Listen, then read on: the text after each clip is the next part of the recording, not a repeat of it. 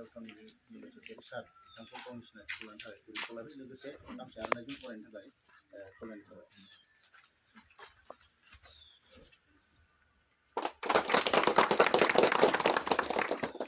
लोगोसे आं सिनायथिनो सानदों जोंनिनो भुटाननि नेसनेल लांगोना चेयारमेन अनसाय मथल सरगियारि सार बिथांखौ गावनि सिनायथि लाबाय आरो बिथांखौ गांसे आर'नाइजों फरायनो थाखाय खावलायनाय थाबाय।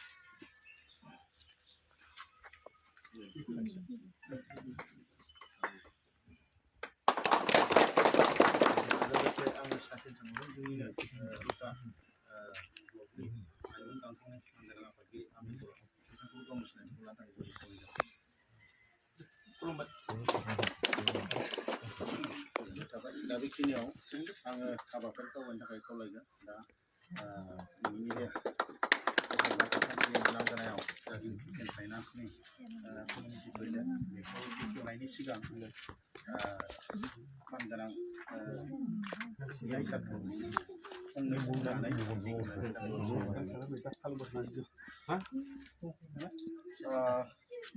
गिबियावनो आङो बयनिसिमबो दिनैनि गोथार मंगलबार साननि आरो नैबे गामिनि थानसालिनि लांगोनायाव सफैनो हानाय बयनिसिमबो आंनि गोसो गोरबोनि सिबिनाय जासिहरबाय। दिनैनि नैबे गोथार मोनसे हाबाफारि बे हाबाफारियाव नुजाफैनो हानाय जोंनिनो डिसिएलसि चेयारमेन अनसाय मथल सरगियारि, डिसिडिसिनि चेयारमेन मंगल सिं ब्रह्म आरो गामिनि सिबिजाथाव आफादगिरि नेहाथारि बाथौ सिबियारि रायजो राजा नोंथांमोन, थारैनो जोङो खोब गोजोननाय मोनदों।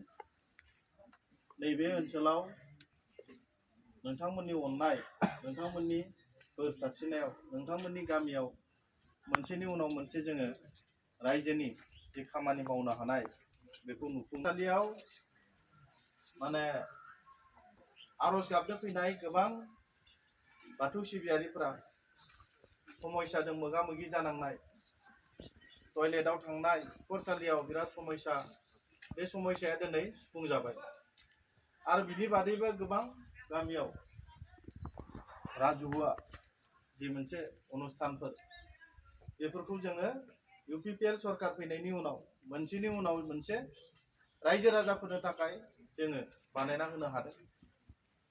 थारैनो बियो रायजो राजाफोरनि बोर सारस्रिनाय।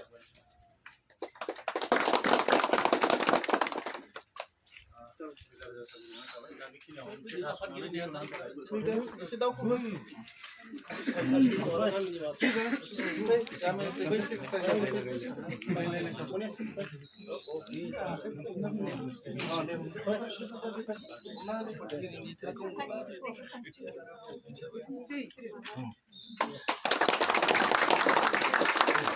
नारिकल मारि दे, नारिकल तो मारि दे।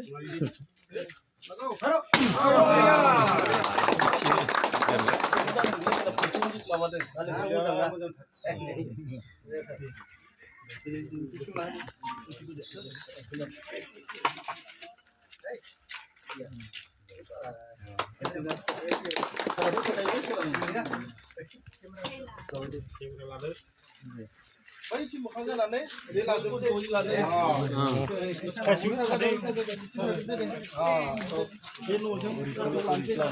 Kasih berapa dia?